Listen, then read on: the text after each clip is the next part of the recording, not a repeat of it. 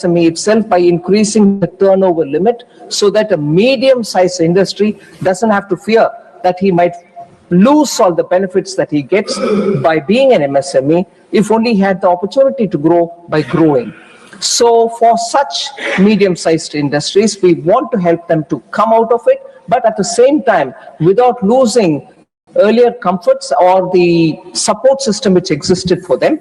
So for that, building champion MSMEs, the budget introduces 10,000 crore in the name of SME Growth Fund, Small Medium Enterprises Growth Fund, and mandates the TREADS platform for CPSEs to solve liquidity issues, because TREADS platform has given them how to ways in which they can monetize the bills that they've obtained, not really waiting for the final. But here we have emphasized now through this budget that all CPSEs will have to become part of the TREADS platform so that every bill gets paid in due time, or else the monetizing of it will happen. And that will set a precedent for private sector large firms also, which delay payments for the MSMEs, but getting onto the TREADS platform, it's all transparent and very clear for everybody to see that timely payments of their dues for the MSMEs itself will be a very big relief. And in the budget, we've made it mandatory now for CPSEs to get onto TREADS platform. So we're also providing professional support for these MSMEs through corporate mitras with the Institute of Chartered Accountants of India, the Cost Accountants of India, company secretaries. We are creating corporate mitras who will go through a process of learning, who in turn can help MSMEs to help with such issues which need professional assistance. So additionally, of course, customs duty exemptions have been provided for critical minerals like lithium and cobalt, and capital goods for manufacturing of lithium ion cells, nuclear energy, aeroplanes, and so on. We'll also be developing an integrated East Coast industrial corridor so that the eastern region will benefit by getting greater connectivity with the rest of the country. And a node will be set up, we said, in Durgapur. So these steps actually mentioned in the budget is a proof that our resolve to build a resilient and self-reliant India, not just by talking, but by putting money and planning for the next several years. So in this, I wish to emphasize that this is a Council of States. I urge all parties and honorable members to encourage their respective state governments to participate actively in these schemes which are announced, many of which will operate in a challenge mode. So the sooner they come with an exhaustive planning, looking at all the filters which prevail in the PM Gati Shakti, what will be the footfall, what kind of connectivity it has, where are the railway stations or ports connecting these areas and so on. If the filters are looked into and any state comes up for these mega schemes which we have announced, they can stand to benefit. So that is one of the reasons we have chosen not to mention the names of the states for these particular mega announcements. Any state can qualify and come and in the challenge mode benefit from it. Sir, since I'd rather get to answering members and their issues, I'm not going to talk about the receipts and the expenditure. One point that I would certainly want to highlight is whilst gross receipts, non-tax receipts are all mentioned in the budget speech itself, banking and credit availability in order that industries can grow has also seen a considerable growth. The total credit has expanded by 13.8% in the current financial year. That is, as of 15th January 2026, for the year ending 31st March 2026. The non-food bank credit has grown 13%, and the non-bank credit, that is the NBFCs, has also shown a growth of 15.4% in the same period. So the high-level Committee on Banking for Vikasit Bharat will comprehensively review the banking sector and align it with the next phase of growth for India.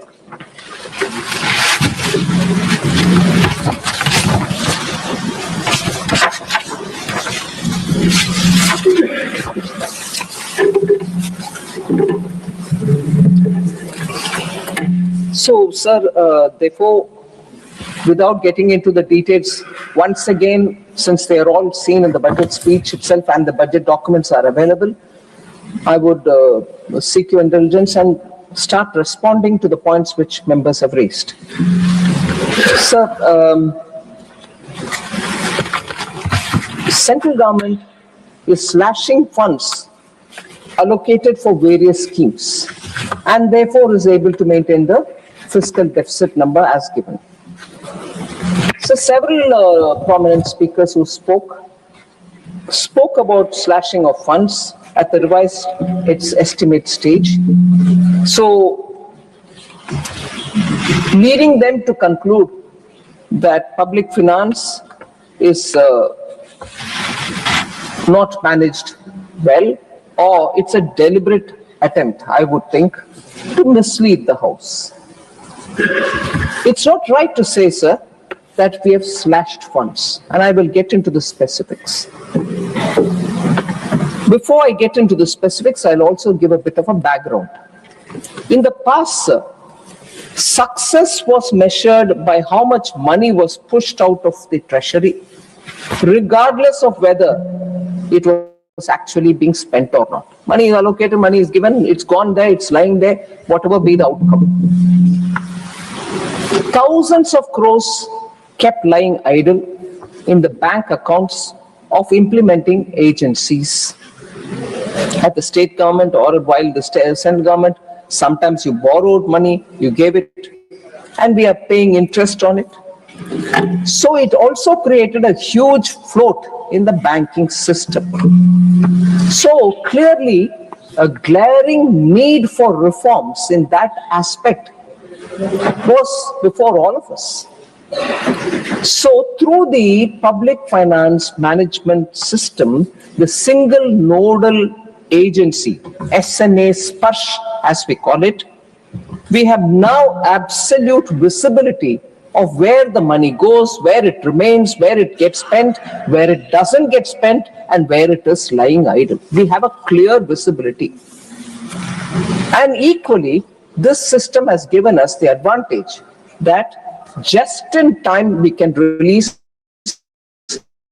for the state which wants the money for that particular purpose, and that will be based on the state's own share which is getting spent.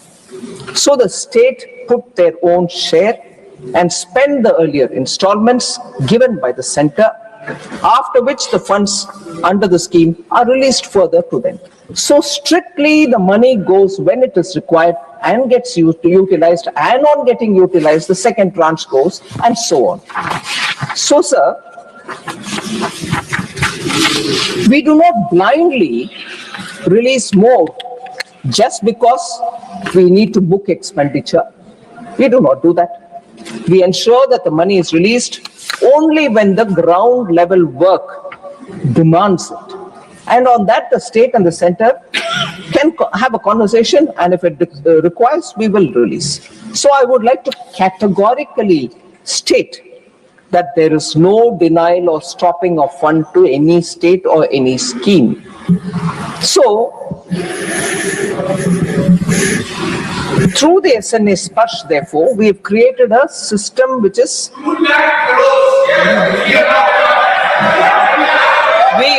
we have installed such smart staff fixed by the lead pipes. Fix the, please, let her complete her speech, please, this isn't slashing expenditure. Please, it's efficient and accountable governance. It's an assurance to the taxpayer that every rupee is accounted for. It's an assurance to the taxpayer, I repeat, that every rupee is accounted for. Sir, and therefore, I'm not just talking here. Please take your seat. Every time you I'm cannot not disturb the house like this, please take your seat. I have introduced a new Nothing statement. will go on record except the finance minister's speech. I have introduced a new statement 4AA in the expenditure profile, which shows fund balance under single nodal agency Let him account reply. He will reply with all the your questions. states and the Please, union please, territories take your seat. in respect of centrally sponsored schemes.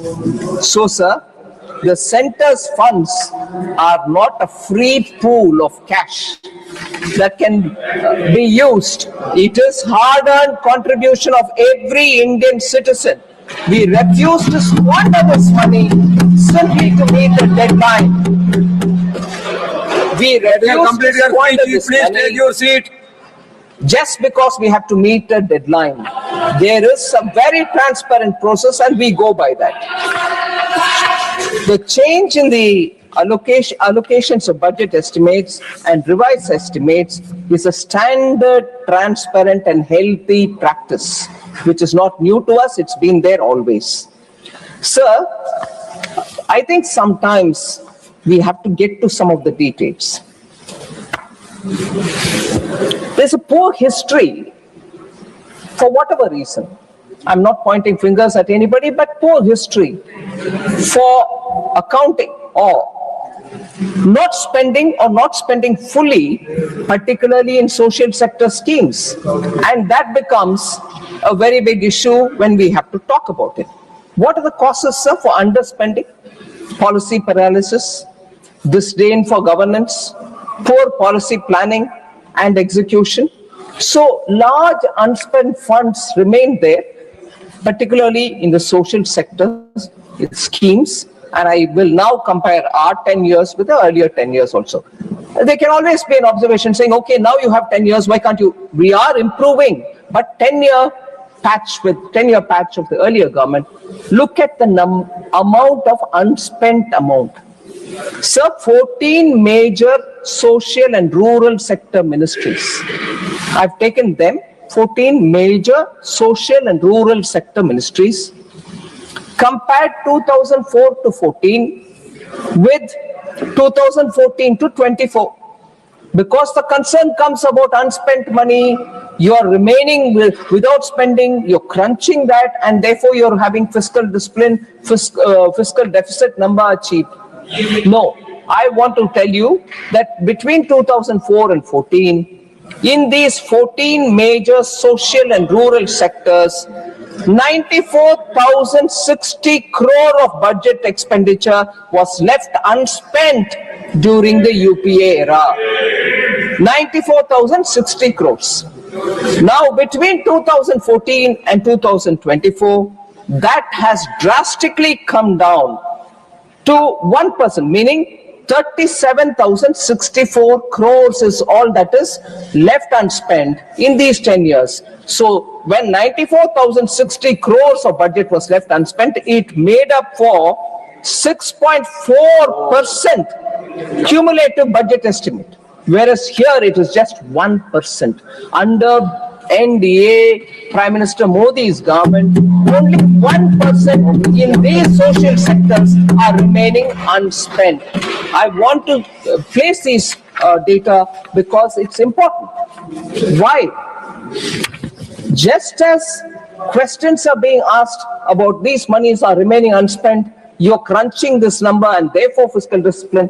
Equally, the very same people would ask about, what's your debt? Why is it growing? Why are you borrowing so much? I find पारस्परिक विरोधाभास है इसमें. खर्च नहीं करोगे और खर्च हम ज्यादा कर रहे हैं मगर खर्च नहीं किया, और इधर बोल रहे हैं नहीं खर्च करो उधर मगर बोरोइंग क्यों बढ़ रहा है? बोरोइंग बढ़ेगा जब कैपिटल एक्सपेंडिचर बढ़ना चाहिए क्योंकि एसेट क्रिएट कर रही है. So this mutual contradiction has to be resolved by people who are asking this question.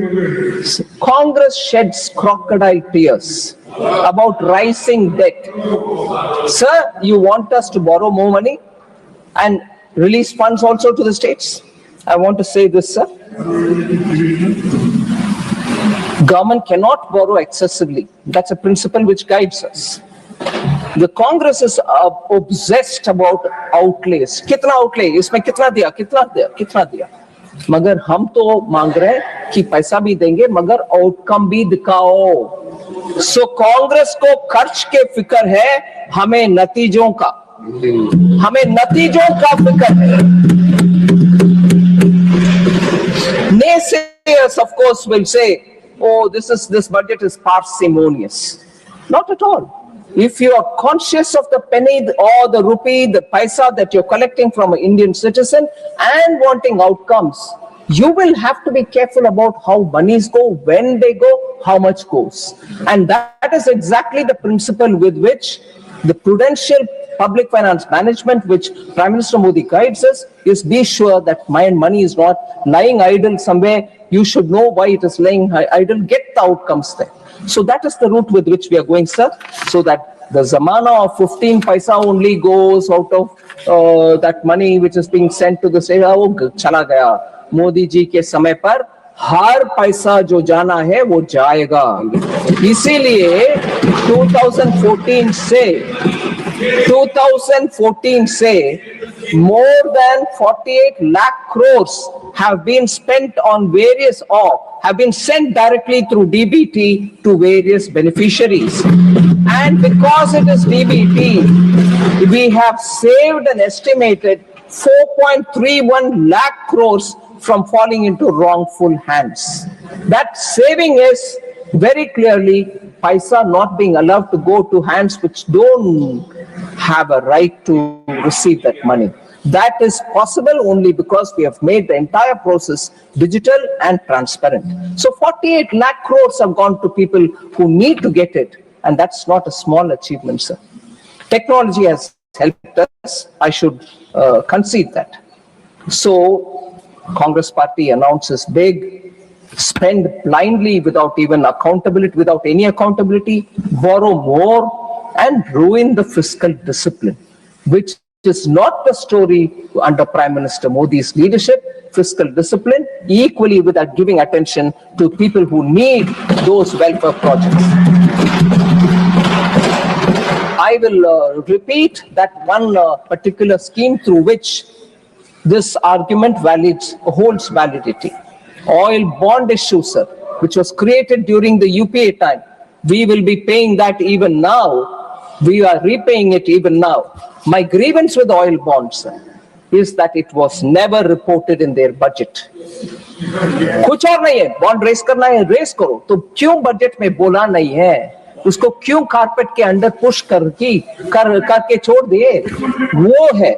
इसीलिए the basic principle of responsible budget making is something which we have steadily, and I'll tell you in a bit, how every year we've brought in greater transparency in our budget making process. Sir, another allegation is schemes have been announced without any budgetary allocation. Announce karte ja rahi ho, uska paisa nahi de rahi ho. So I want to say, sir, budget speeches give a policy directive also, other than announcing schemes, or it may announce schemes with allocation, and sometimes it may allocate resources a bit later. So announcing schemes without allocation itself is not saying the truth, complete truth. I would like to say, sir, the number of instances when budget speeches earlier made had announcements with no allocation. But before I go into that, I will like to elaborate on, in this budget, 16 new schemes have been announced with allocation. 16 new. I can leave the list on the table, sir, with your permission, for any member who wants to see. 16 new schemes with allocation, and 4 schemes where existing schemes have been given top-up amounts as well.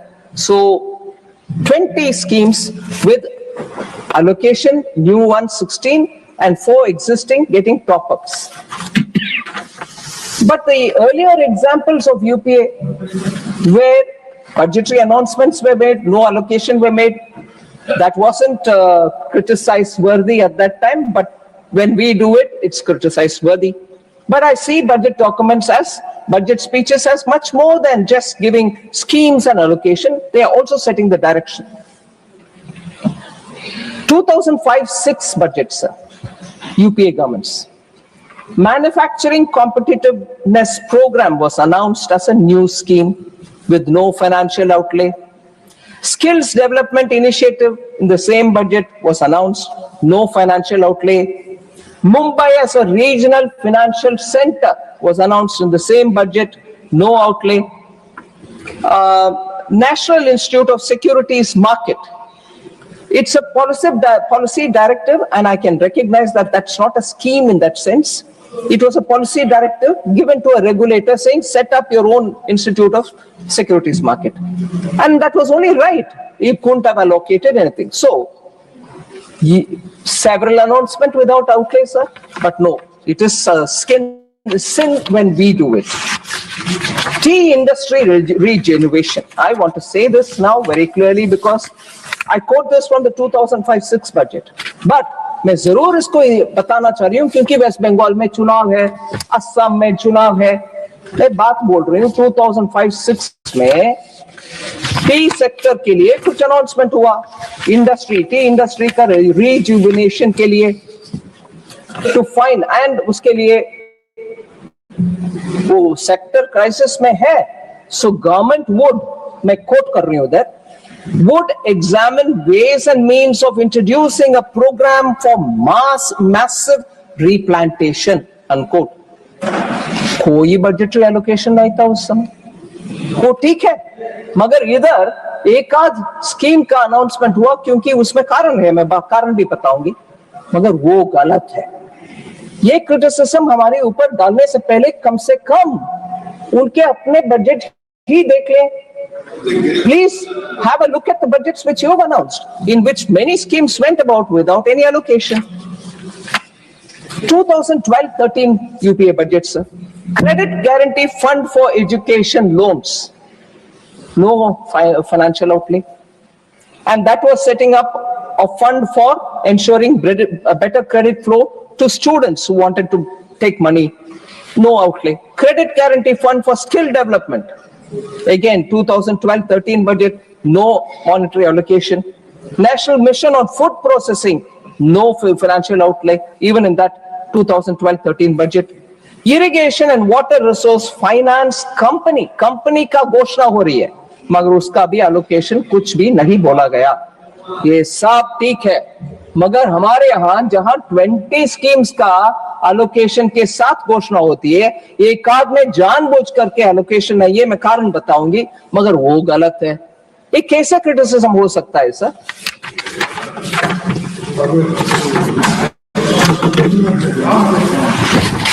One more similarly UPA budget 2011-12 national manufacturing policy announce किए हैं. मालूम है कि policy है वो, फिर भी 2014 तक, क्योंकि 11-12 के बजट है, 14 तक उसमें कोई कुछ एलोकेशन नहीं है, कोई कुछ ग्राउंड लेवल में काम दिखे नहीं, मगर हो गया अनाउंसमेंट विदाउट एनी एलोकेशन.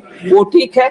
सो क्रिटिसिज्म करने से पहले थोड़े सोचना चाहिए कि ये क्रिटिसिज्म, जैसे बोलते हैं, you point one finger, that side 3 points at you. ये तो कम से कम समझ में लेना चाहिए, आना चाहिए. सर, क्यों हम, उनके सरकार हो, हमारे सरकार हो, क्यों बजट में अनाउंसमेंट करते हैं बिना अलोकेशन? इसका भी हम महत्व समझना चाहिए. In the interest of the House and the other larger citizens who watch, I would like to state why union budget is more than just an accounting statement or allocation exercise. Very often, budget speeches set the policy roadmap for the government.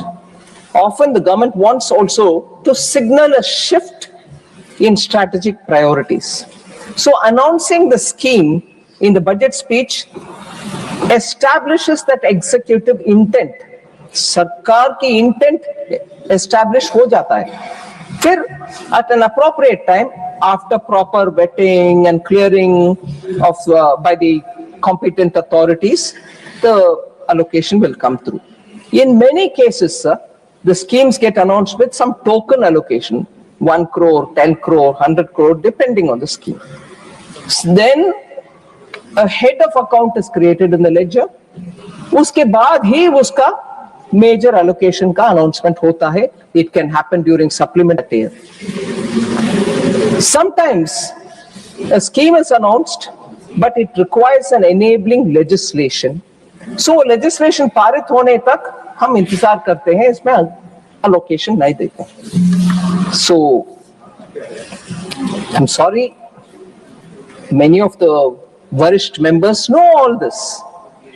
फिर भी क्योंकि opposition में बैठे हैं और criticism तो सरकार के खिलाफ करना है, सो हम करेंगे. Every person, even remotely associated with finance ministry, understands all this. But I was surprised to hear it. Sir, also, there was this a bit patronizing comment, if I may be allowed to say it. The budget is forgetful of the past.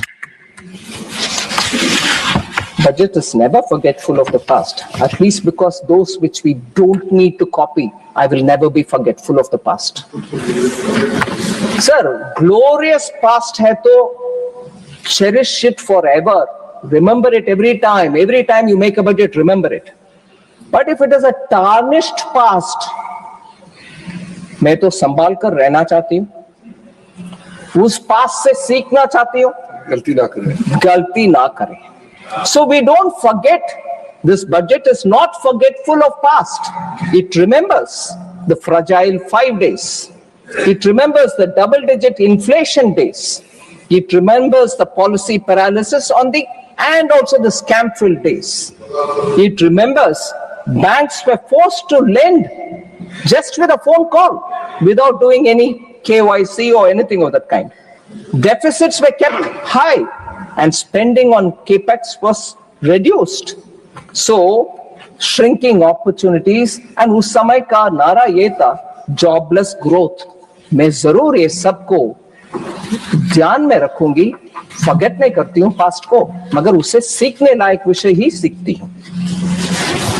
Of course, I don't need to elaborate about the even earlier license quota Raj, how that economy had to be changed and so on.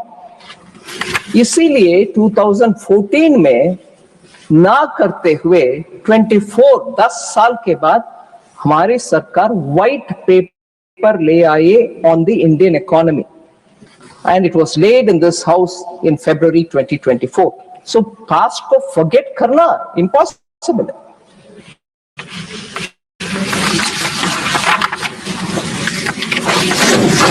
So now I want to just say, I'm not sure how to take this. Former FM P. Chidambaram ji, in 2023, addressing the audience in a media conclave, had said that he credited the BJP-led NDA government for its single-minded focus on containing the deficit and on debt management.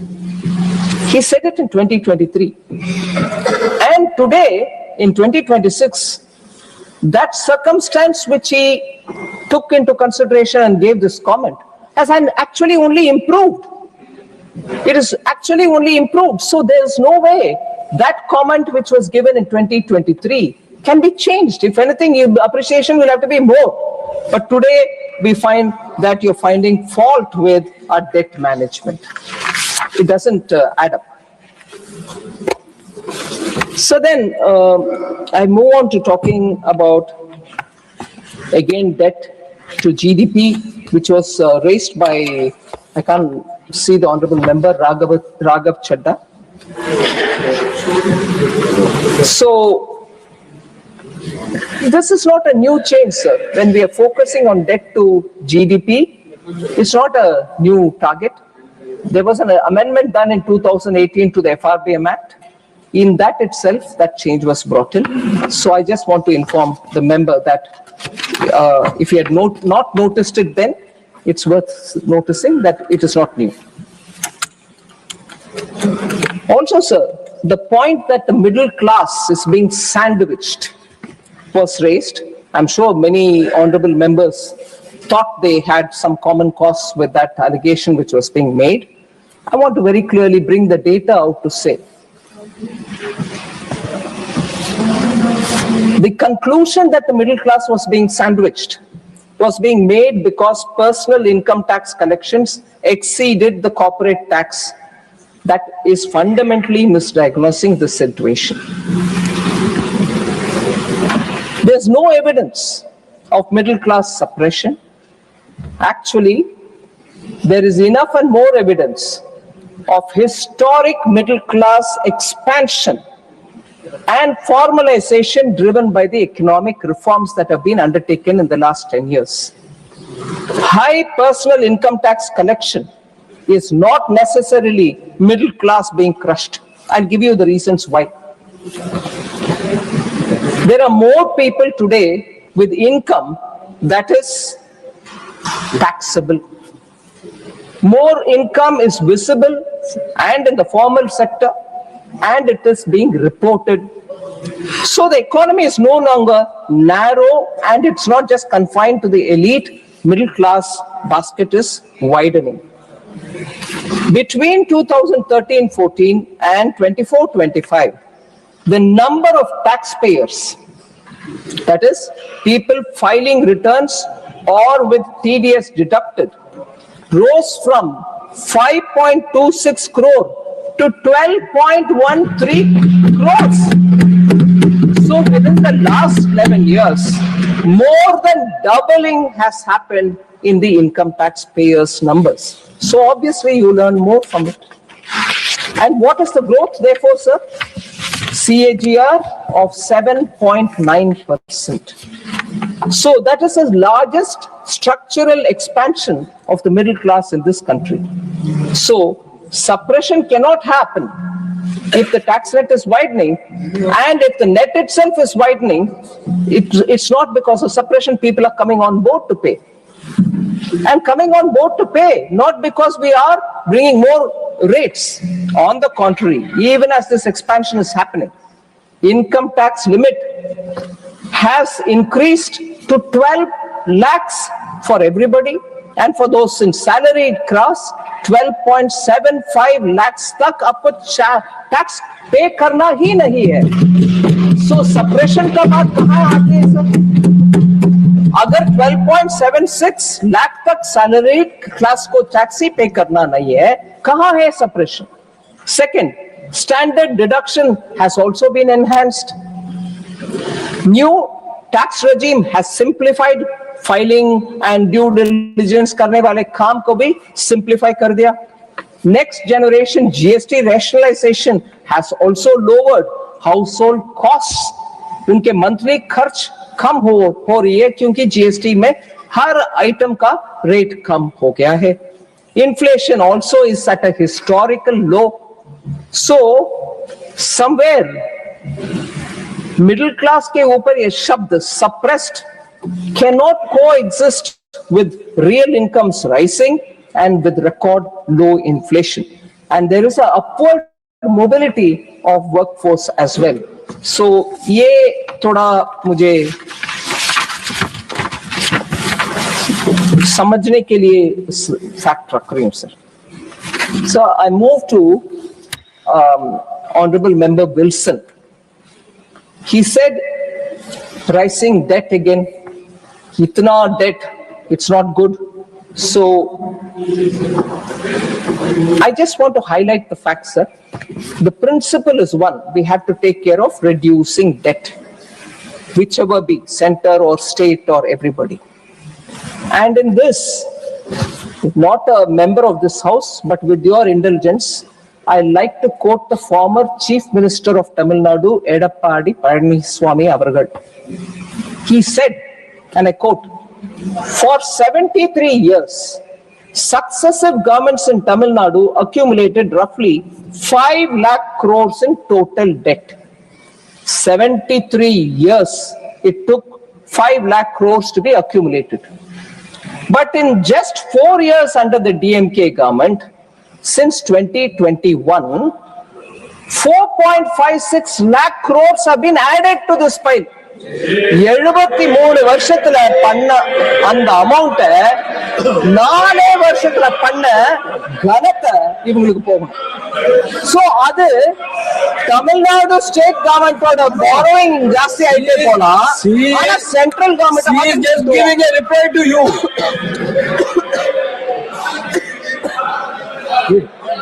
You made it. Let lobby our. Sir, we are listening to her very quietly. She is also talking whatever she wants to tell us. She is giving advice. We'll take her. But the Tamil Nadu government has committed nearly 4 lakhs crore debt. Earlier it was like that. Are you speaking of Tamil Nadu budget or Indian government budget? This is not fair because election is there. Because election is there and AIDDMK leaders quote she is doing it. Outside speech, who is nothing to do with this house. This is unfair and I condemn. He is giving an answer to a question raised by a member of this house. Please. Tamidaraji, please take your seat. Tamidaraji, please take your seat. Tamidaraji, please take your seat. Please take your seat, all members. Please. So thank you very much, sir. Sir, when you stand up to answer criticisms, you will bring in facts. Sometimes facts can be very difficult to digest, but I will state it because they are facts. Okay, sir? No. Why you are ready to vote?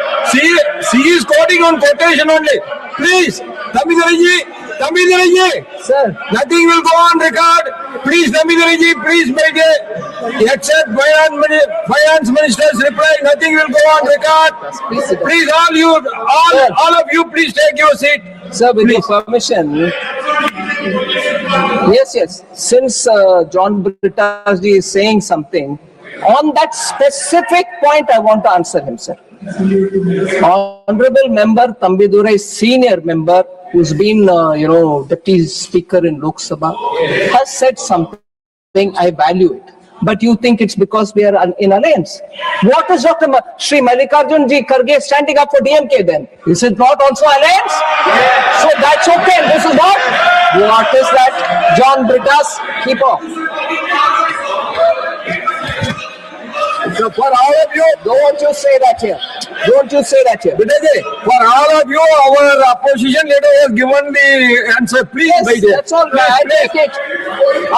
The more Minister, please address to me. Sir, Chairman, sir, Nothing will go on record except the finance minister's reply. Please, due respect to the LOP, the moment he stood up, I sat down to hear his view.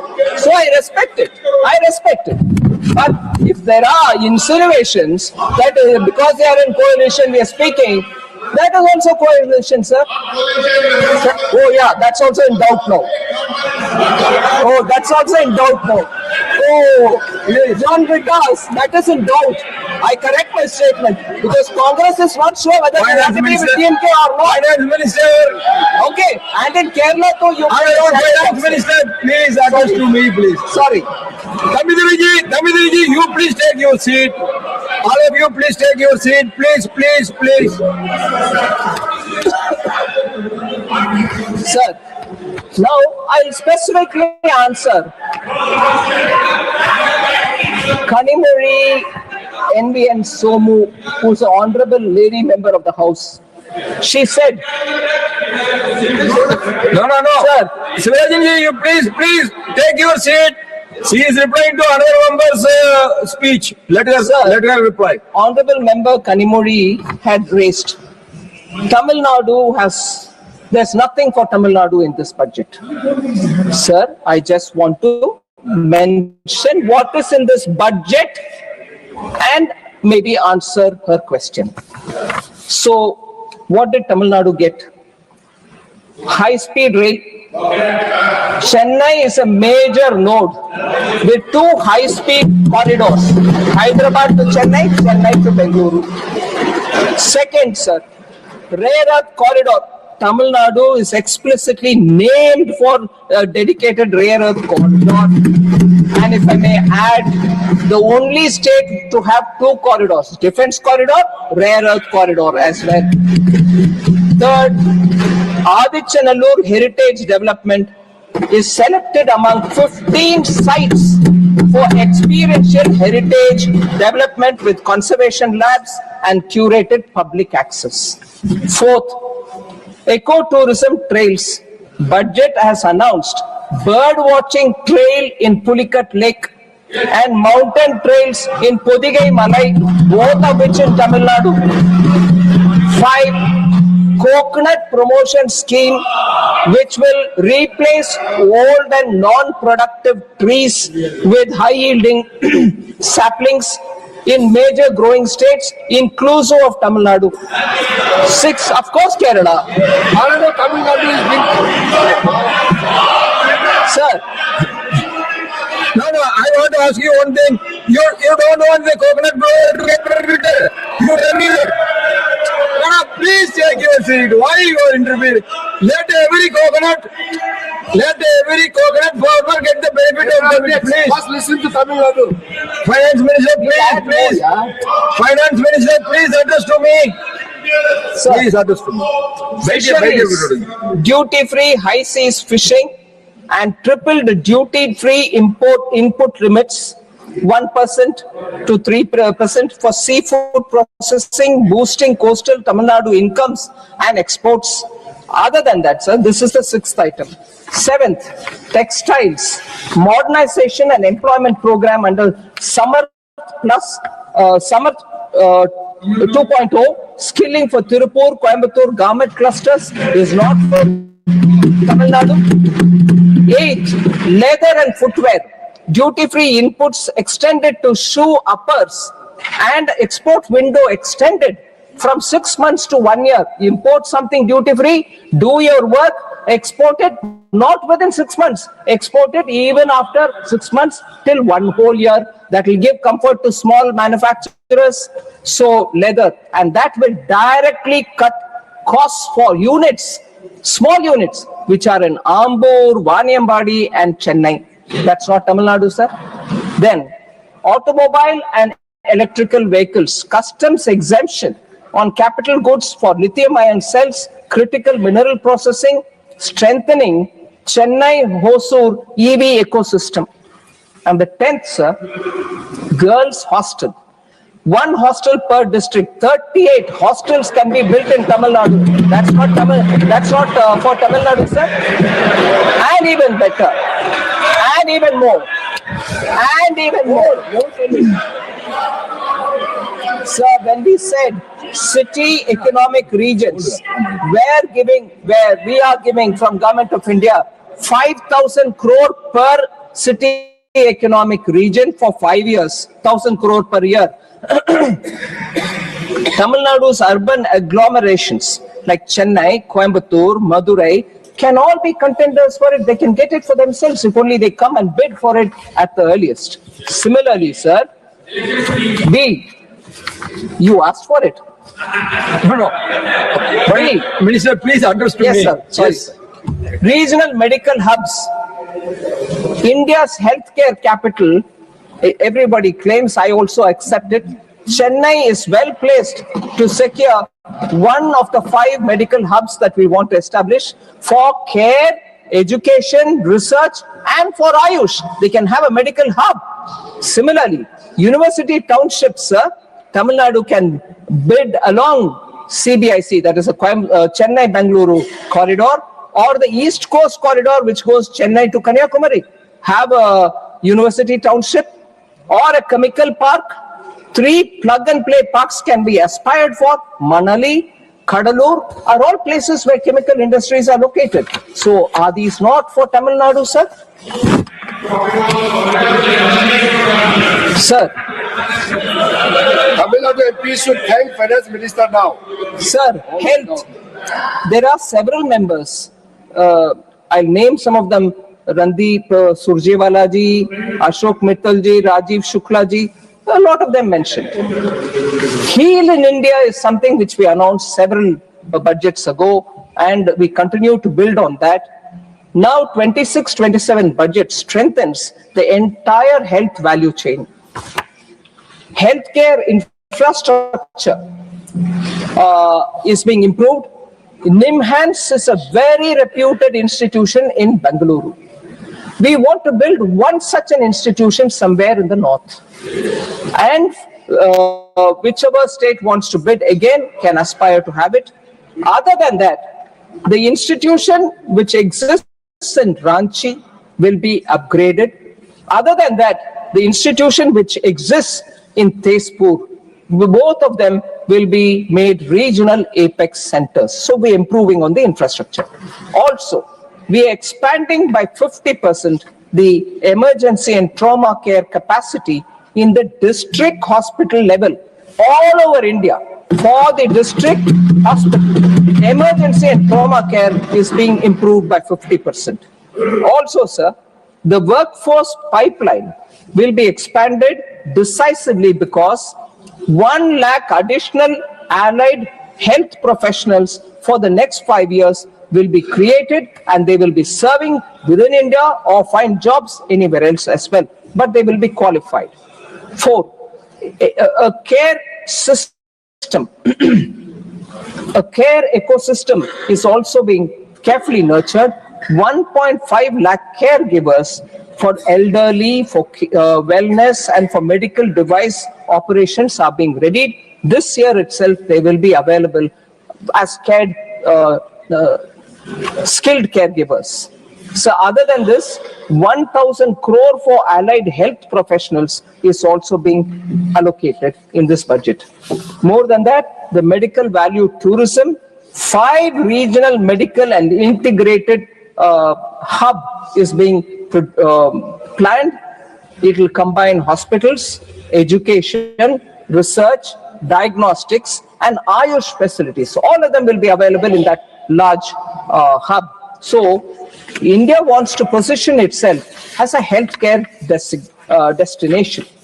Other than this, the 7th point on healthcare, on health sector, Biopharma Shakti, 10,000 crore mission is being created with 10,000 crores being provided. And that will take care of getting biologics and biosimilars, particularly for diseases like cancer, diabetes, chronic diseases, life-threatening diseases, and so on.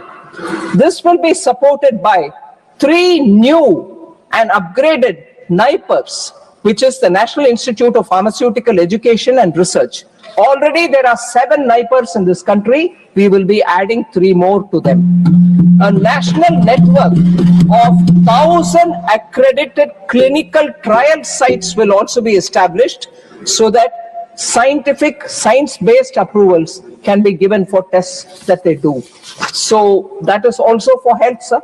And the 10th point that I want to say is full customs duty exemption for 17 cancer drugs have been given.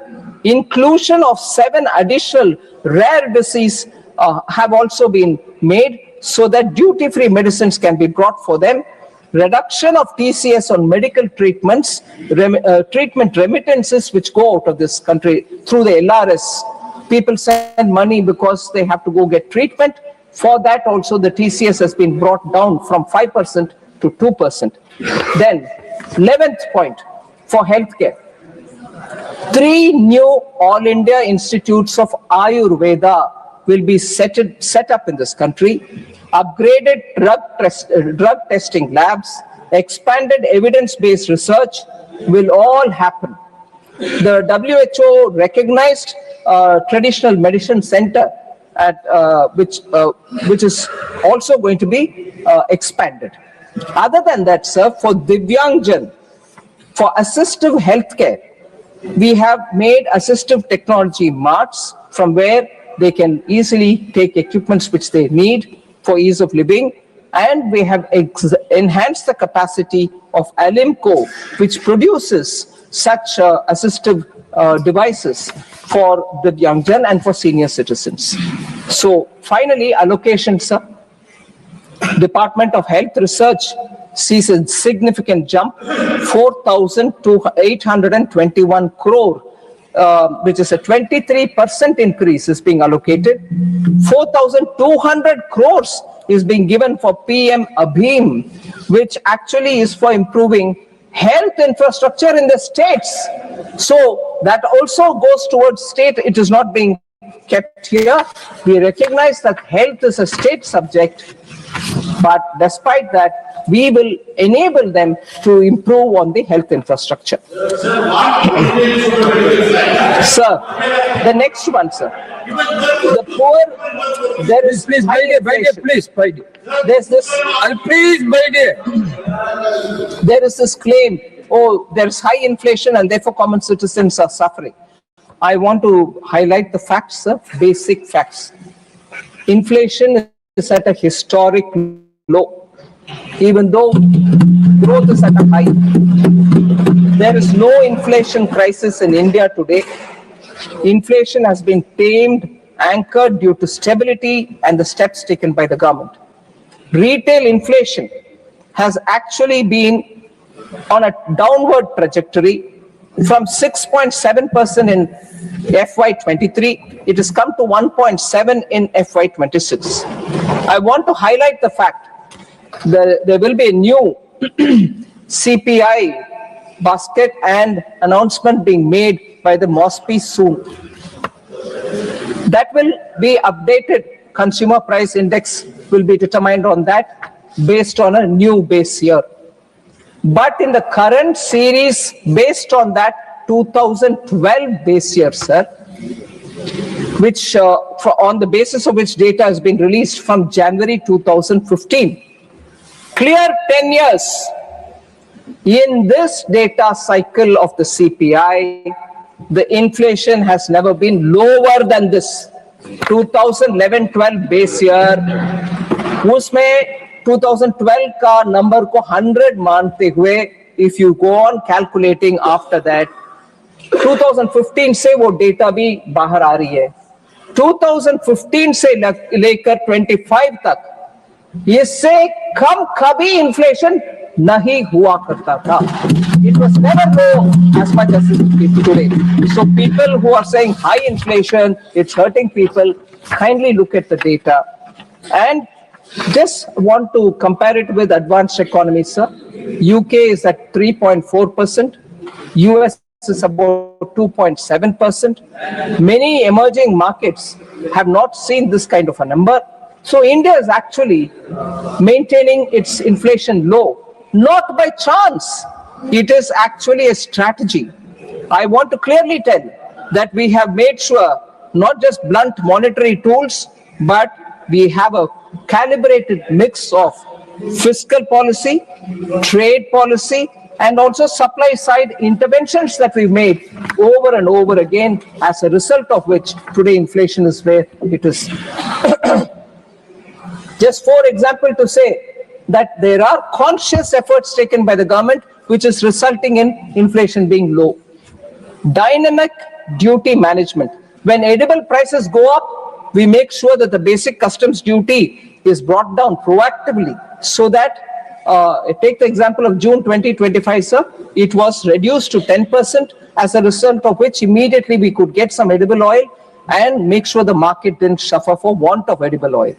So when at the same time, in case the price comes down too much, that our farmers might get affected, we quickly go in and raise it so that farmers don't get affected. So dynamically managing duty on commodities which can come into the country. Second, actively maintaining a buffer stock so that as and when the prices are likely to go up, we release the stock and calm the prices down.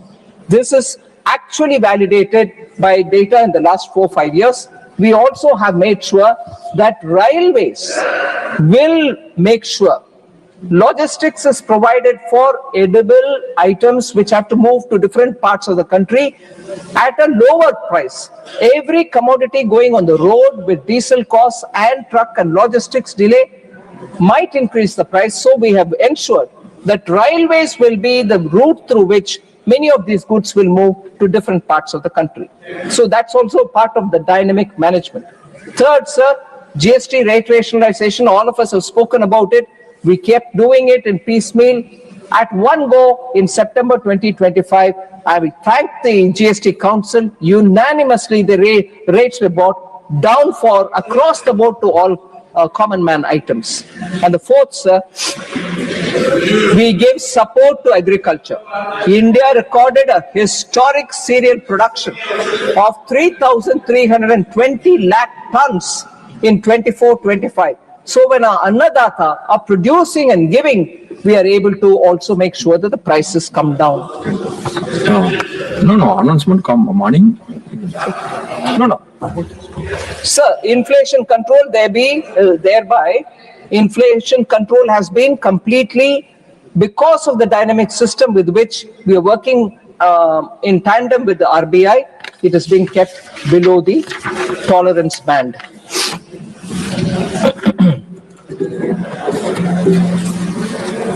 So, employment and unemployment has also been discussed.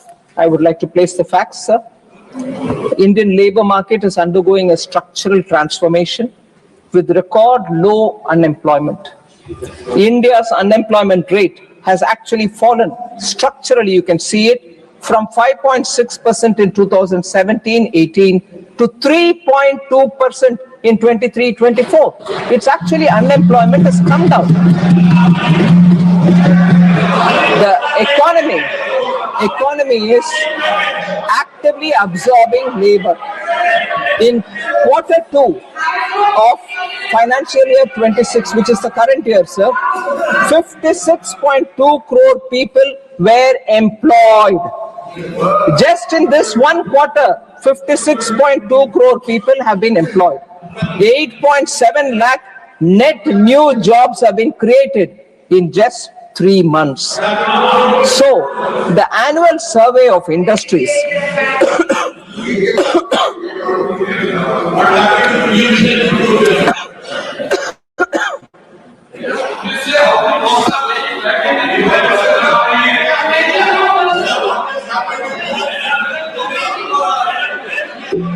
She will come every point. Please take your seat. Please. Let her take your water. Please, you take your seat.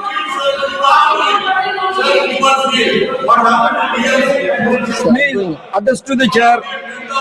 Sir, annual survey of industries records a 6% year-on-year increase in manufacturing sector employment, adding over 10 lakh organized sector jobs in a single year. Importantly, the job quality is also improving. Large factories, which is 100 plus workers, jisme hai. Large factories nearly doubled in the last decade, and their growth is 6% CAGR. So it clearly shows that there is more stable and higher productivity with better paid jobs.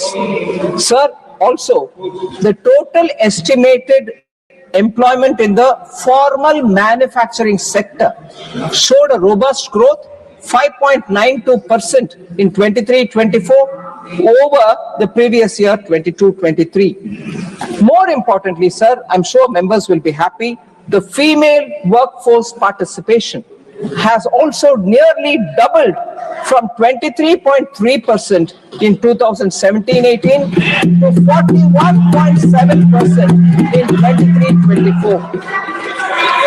26.2% of proprietary establishments are now female-headed, with manufacturing leading this shift. So, economy where women are entering workforce and entrepreneurship at this scale, sir, cannot be an economy without jobs. Growth without jobs was the UPA era story, not now. Sir, gig economy is also expanding. I don't need to highlight that. I'm sure all the members are conscious. The gig economy expanded by 55% from 77 lakh workers in 21, the financial year 21, 120 lakh in FY25. So, e-Shram portal, over 31 crore unorganized workers have been registered January 2026. So all of them are also getting covered under Social Security. 54% of these registrants are women. So I have more to say on skilling, labor codes and they think I will hold on there, sir, because there are few more particular questions. Entertainment industry.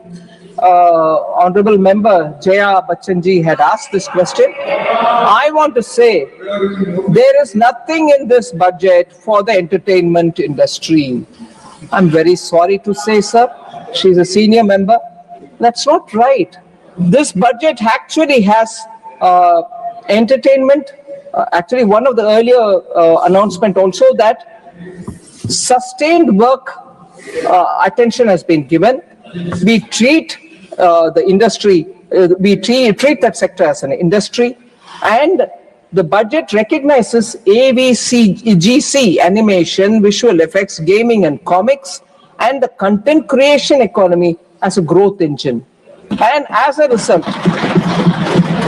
support has been announced. Indian Institute of Creative Technologies, which is in Mumbai, will now help in skilling and creating content creator labs in 15,000 schools across the country. 500 colleges will also have it.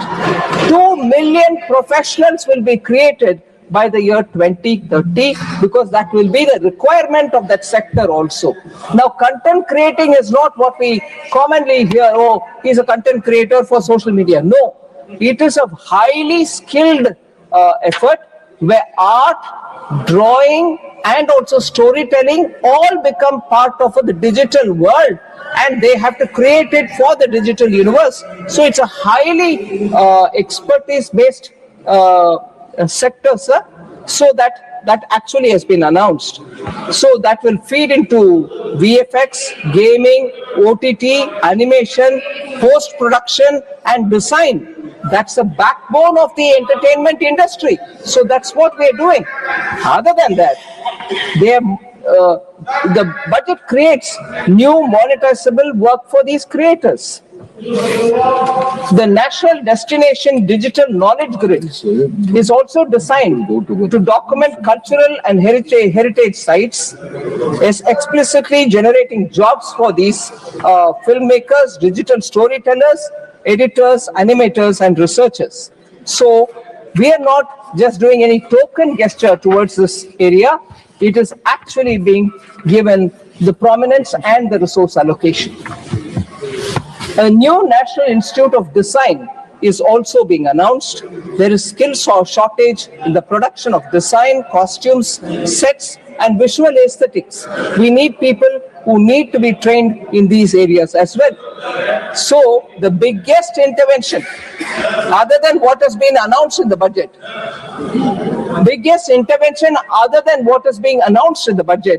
is when we held Waves 2025. Waves was a global industry platform. Over 90 countries participated in it. 10,000 plus delegates were there. 1,000 creators were there. More than 300 companies were there which participated in it. And 350 plus startups and nearly 1 lakh footfall was seen in that event. So are these not efforts towards entertainment industry, sir? I want to inform you. Please attest to the chair. So this orange economy concept itself, which we brought in, are all aimed at the entertainment industry. So I want the honorable member to take cognizance of these announcements.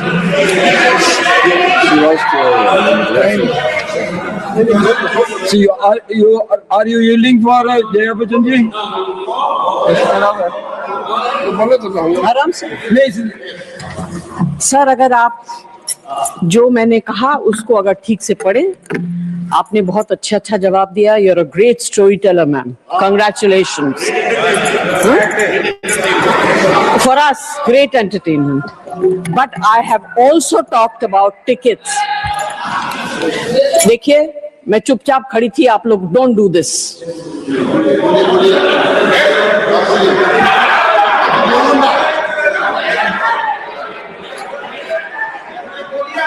Sir, you get the house in order. You please address. You please address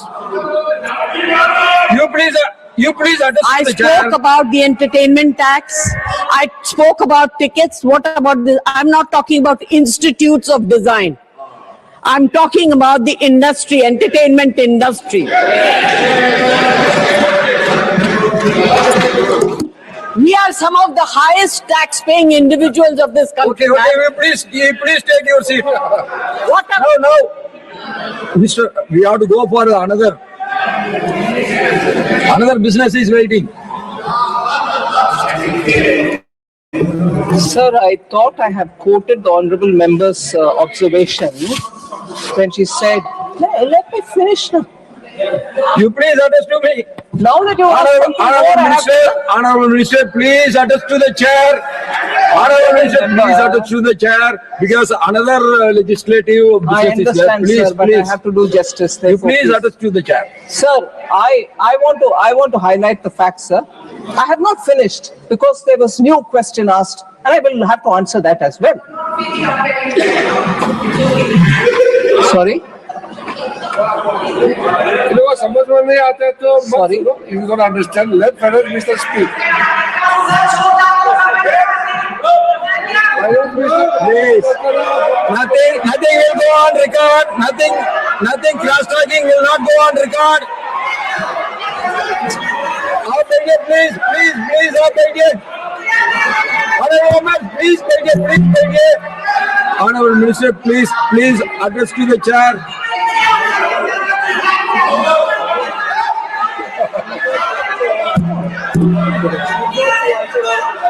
Please address to me. Sir.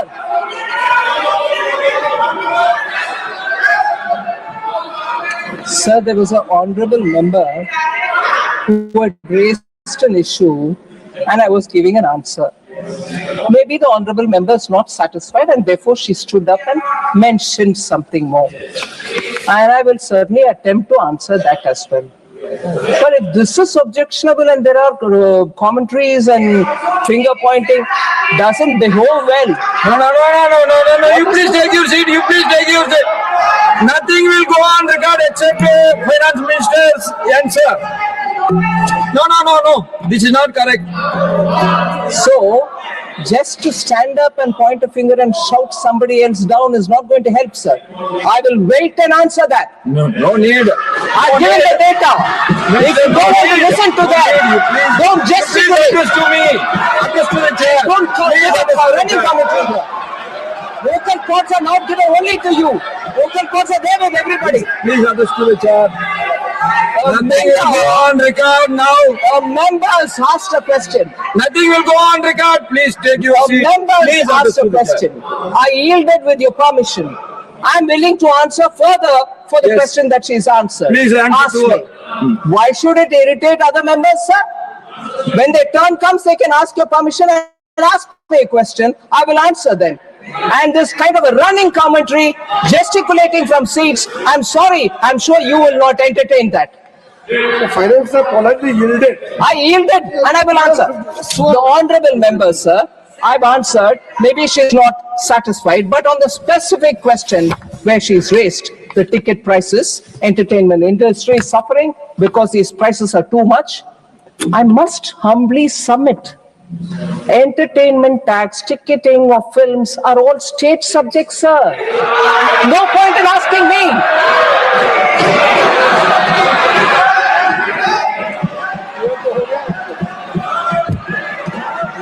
Further, sir.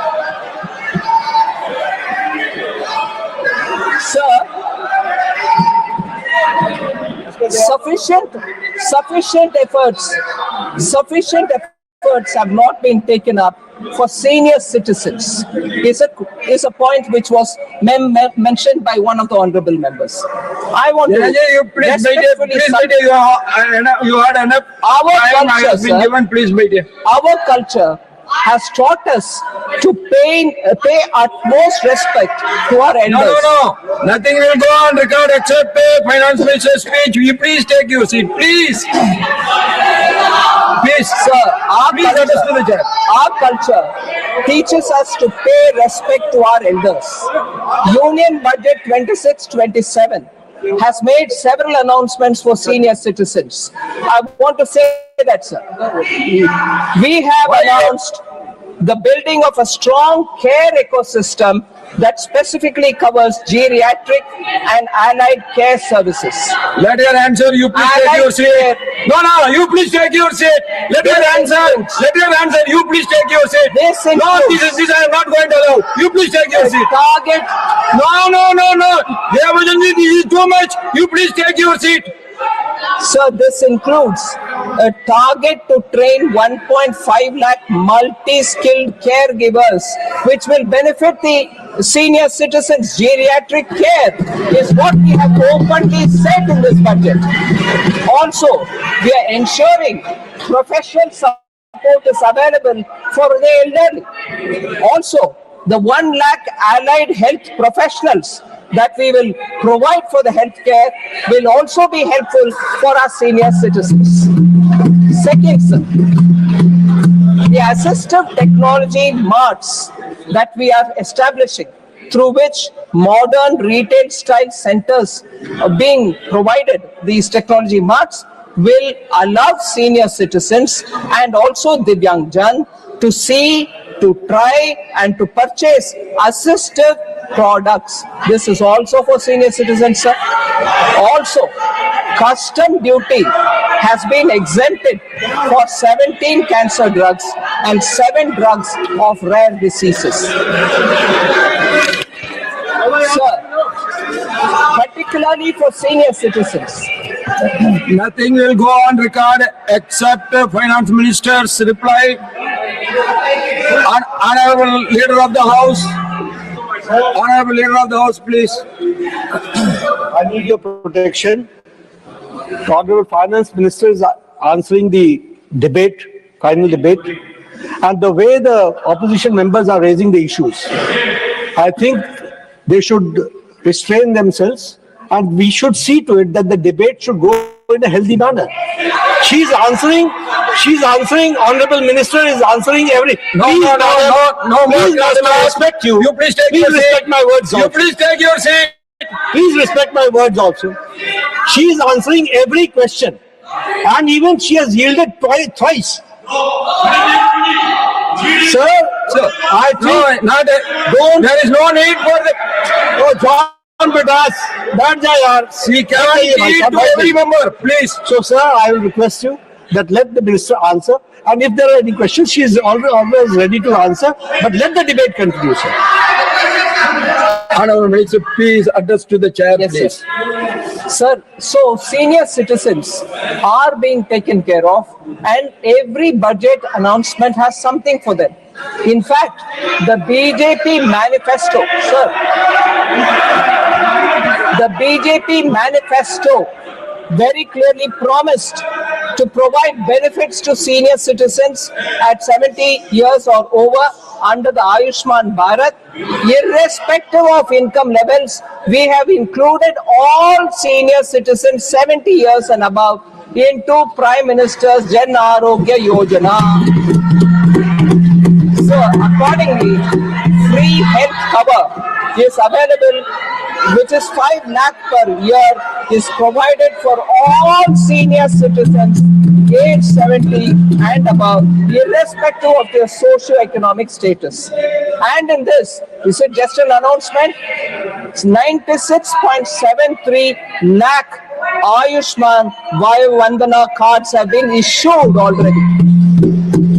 33,000 hospital admissions have happened, worth 2,155 crores, which have been authorized under Ayushman Vayo Vandana Yojana. And this is exclusively for senior citizens. Sir, GST on important items have also been brought down, which will be of help for the senior citizen. 33 life-saving drugs, 0 GST. 5% GST on some medicines, which were higher earlier. GST on health insurance premiums have come down from 18 to 10%, 0%. GST corrective, the corrective spectacles, lenses, contact lenses, all of them have been reduced to 5%. So, actually, senior citizens, I have several things which I want to bring to the notice of the honorable member. Sir, farmers, Nothing will go on record except the finance minister's answer, please. so I want to mention this. Very actually drawing our attention. You cannot take your seat, please. No. I have not permitted you to speak. You please take your seat, please. Sir, farmers are, there was an observation which will be very pleasing for all of us to hear. Very attractively put, but I'll give an answer for that. Farmers are happy in Texas, not in Tamil Nadu. They are happy in Kentucky, not in Karnataka. Wisconsin and not in West Bengal. I'm sorry to say that farmers, I want to explain this, sir. He's clearly admitting by naming Tamil Nadu, Karnataka and West Bengal and saying farmers are not happy there. The India Alliance ruled states our farmers are unhappy. They have to take care of it. The member said farmers are happy in Texas, not in Tamil Nadu. Happy in Kentucky, not in Karnataka. Wisconsin, not in West Bengal. All three are ruled by India Alliance. They should talk among themselves and say why are they unhappy. But sir, coming to this point, agriculture is a state subject. Union government works for Sabka Saath, Sabka Vikas.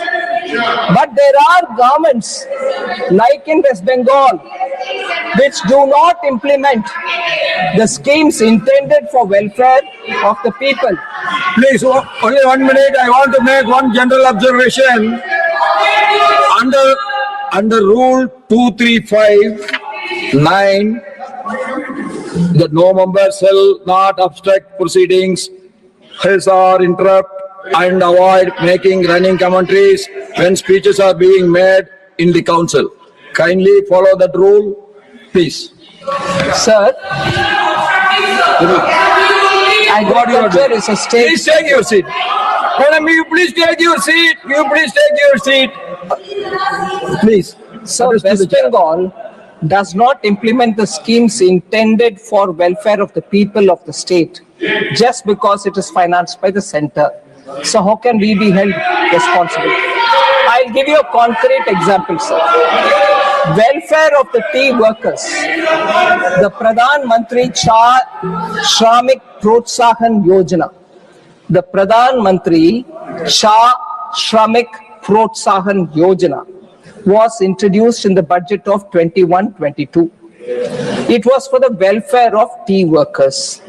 The scheme for the welfare of tea workers, particularly women and children, for bettering standards of education which is available for them, for bettering the health services which are reaching them, and for housing infrastructure facility, the government came up with this scheme. Assam, sir, has already implemented the scheme and utilized 293 crores.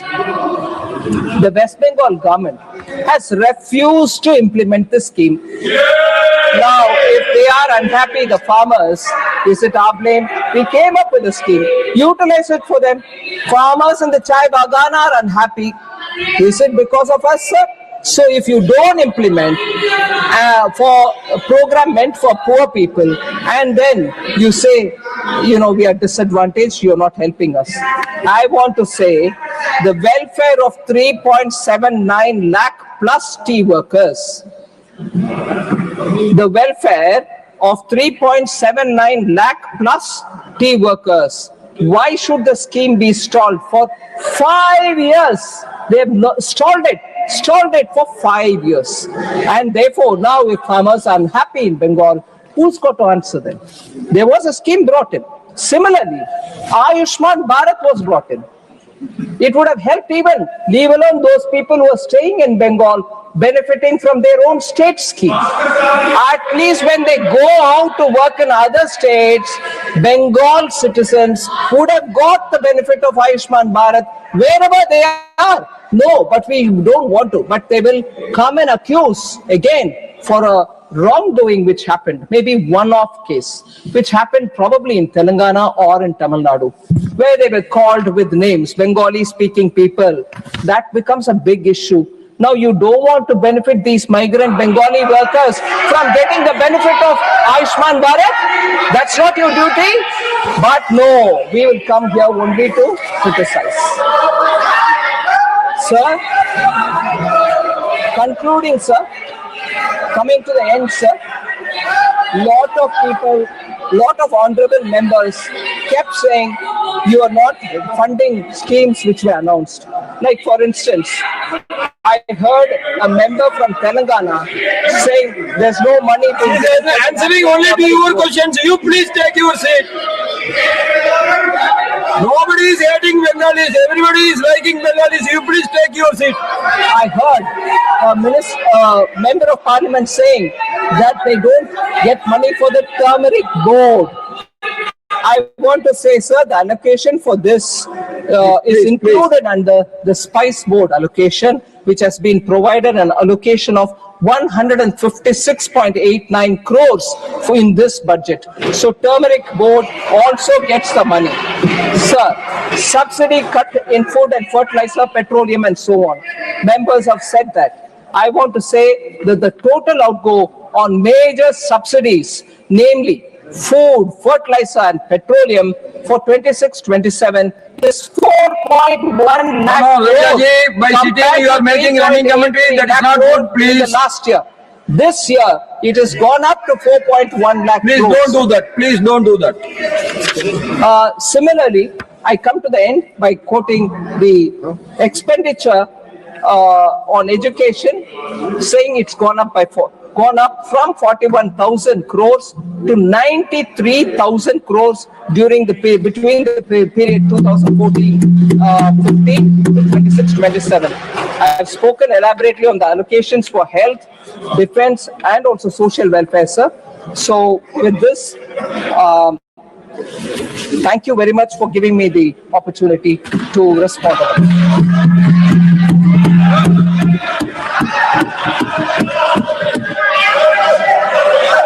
Dr. Mansoor Mandaviya to move a motion for consideration of the Industrial Relations Code Amendment Bill 2026. Please take your seat. Please take your seat. Please take your seat. We have to go on the next. Please take your seat. Mandaviya, please. Move. I move the bill. Okay, motion made. Honorable members, Business Advisory Committee has allotted only 30 minutes for the bill. As per the time allocation based on the numerical strength of the parties, BJP gets 10 minutes, Indian National Congress gets 3 minutes, and all other parties will get only 1 minute each. Further, the scope of the debate is very narrow. It is being an amendment bill, and speeches should be restricted to the class of the bill. I now call upon the members whose names have been received for participation in this discussion.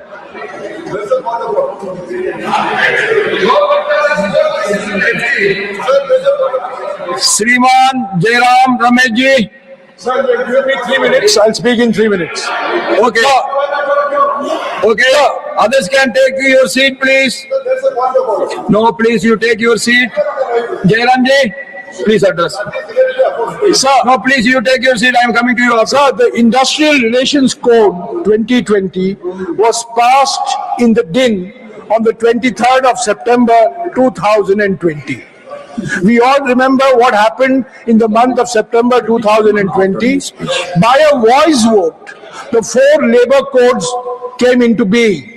The Wage Code, the Industrial Relations Code, the Social Security Code, and the Occupational Health, Safety and Working Conditions Code. So today, we are amending with retrospective effect. We are amending a law that was passed almost 6 years ago.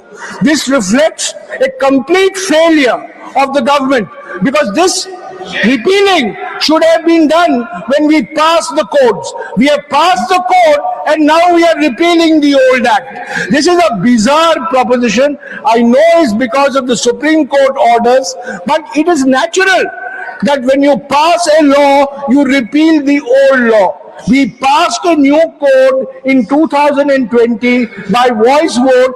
We didn't repeal the old act, and today we are repealing the old act. So I just want to say that these labor codes were passed without discussion in the Indian Labour Conference.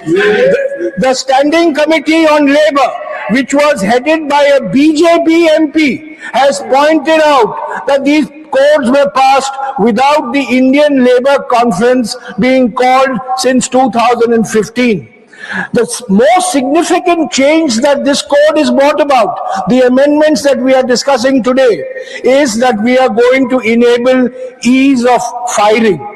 So there is no ease of hiring, but we are increasing the ease of firing. That is what we are doing with these amendments. What we are doing is weakening collective bargaining. We are weakening the role and power of trade unions. Even the Bharatiya Mazdoor Sangh has objected to this industrial relations code. So, sir, without saying anything further, because you have given me only 3 minutes, I will just say that this is inevitable that we have to pass this bill, but this bill, the fact that this bill has been brought today reflects very poorly on the government. It reflects very poorly on the fact that the original labor codes were passed by voice vote, because had there been a discussion on the 23rd of September, we would have pointed out that you cannot pass a new law without repealing the old law. The Minister for Parliamentary Affairs has been Minister for Law. He knows that you can't pass a new law without repealing the old law. So, sir, while we have to support this bill because of the Supreme Court strictures, the strictures are on the failure of the government to exercise due diligence while formulating these labor codes. I will just end by saying that these labor codes are anti-labor. There is a national protest going on today against these labor codes and the full effects of these labor codes. And 2 of these 3 bills that acts we are repealing were the personal contribution of Dr. Babasaheb Ambedkar when he was labor member in the Viceroy's Executive Council. We are weakening trade unions, we are enabling ease of firing workers, we are weakening collective bargaining, and we are increasing 8-hour shifts to 12-hour shifts. So we are compelled to support this bill, but this bill is completely anti-labor. Please conclude. Ms. Dolasanji. Betaji, please take your seat. I am coming to you later. You start. Ms. Dolasanji, if you are not speaking, then I have to call the other. I am willing. Please speak.